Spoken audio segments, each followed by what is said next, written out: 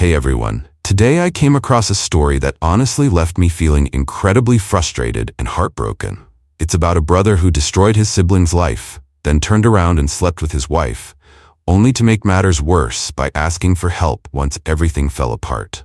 This is a tale about betrayal, family drama, and the harsh consequences of actions. I'm sharing this story with you so you can reflect on the impact of broken trust and what happens when those closest to you stab you in the back.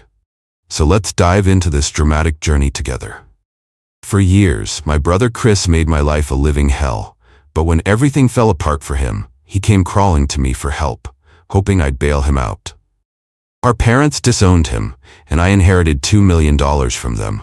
The twist? Chris was the golden child, the one everyone favored. But despite all of that, he never hesitated to torment me. From an early age, Chris always got special treatment. Our mother did everything for him, cooking his meals, doing his laundry, and even asking me to help him with his schoolwork. Meanwhile, I was expected to do everything on my own. While I quietly focused on my studies, Chris was loud, rough, and a bully, just like our dad. Chris took every opportunity to torment me, from mocking my appearance to invading my privacy. I was bullied at school, and instead of supporting me, Chris sided with my tormentors. He even once told me to kill myself when I was struggling with my mental health, a comment that still stings to this day. Things escalated during high school when Chris tried to set my hair on fire, and my mother defended him, claiming he was just playing. My dad was the first to recognize the seriousness of the situation, and for once, he stood by me. He enrolled me in MMA classes to help me stand up for myself, and soon I became strong enough to defend myself physically. That moment marked the beginning of a shift in our relationship. After years of verbal abuse, Chris began to realize that he couldn't get away with bullying me anymore. Eventually, I was able to stand my ground and we became somewhat equal. However, his spiteful nature didn't change. As we got older, he became more distant and hostile. He would always avoid speaking to me and would instead communicate through our mother, who often ignored my attempts to address the issue. I finally left home to attend my dream university on a scholarship, and while my parents celebrated my success, Chris remained indifferent. But everything changed when I met my wife, Sarah, at university. We got married shortly after graduation, despite the disapproval from our religious backgrounds about having kids outside of marriage.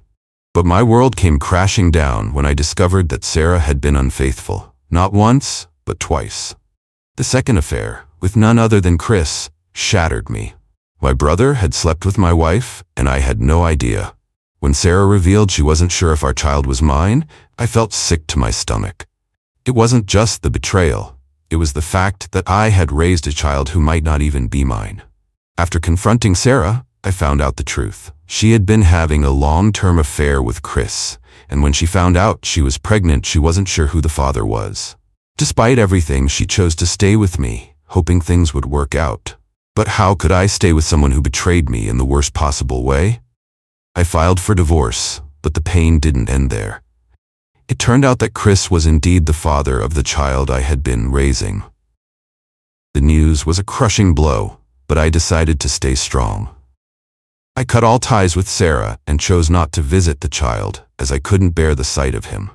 He reminded me too much of Chris. After the divorce, I began to rebuild my life. I moved into my own place and enjoyed the freedom I hadn't had in years.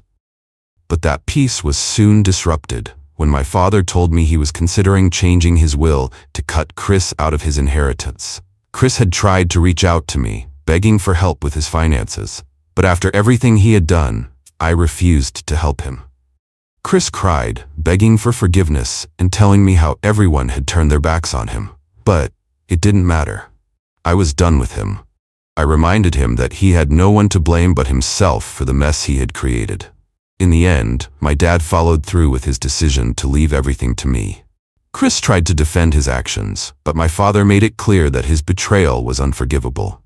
Chris's life was about to become much harder, and he realized he could no longer rely on the family's support. Now, months later, I'm in a much better place. My relationship with my parents has improved, and I've found a new sense of peace. I'm focusing on my career and personal growth, And while I'm not dating anyone yet, I'm in therapy to heal from everything that's happened. The last I heard about Chris, he had dropped out of college and was struggling with a part-time job as a mechanic. He and Sarah are living together, raising Ethan, the child I once thought was mine. Chris has learned the hard way that actions have consequences. But as for me, I've learned that sometimes the most painful betrayals come from the ones closest to you. Update 1. A few months ago, my father told me he was considering cutting Chris out of his will after learning about Chris's latest betrayal. Chris tried to reach out to me, but I shut him down.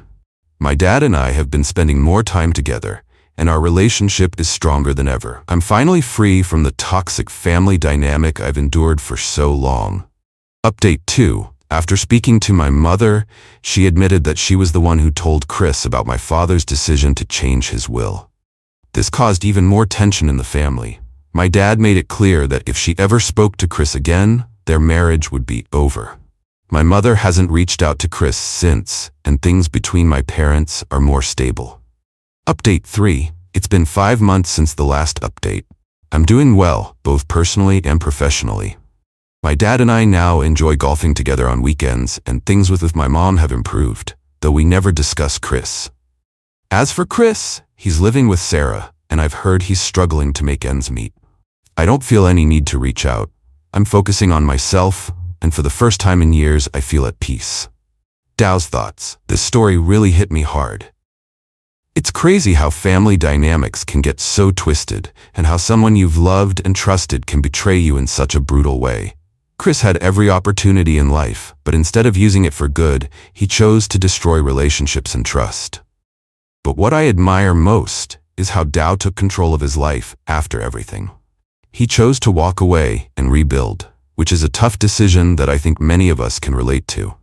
Sometimes, you have to let go of the past to move forward. But what do you think? Would you have forgiven Chris, or would you have made the same choices as Dow? Drop your thoughts in the comments below, and don't forget to subscribe to Detective Tales for more shocking real-life stories.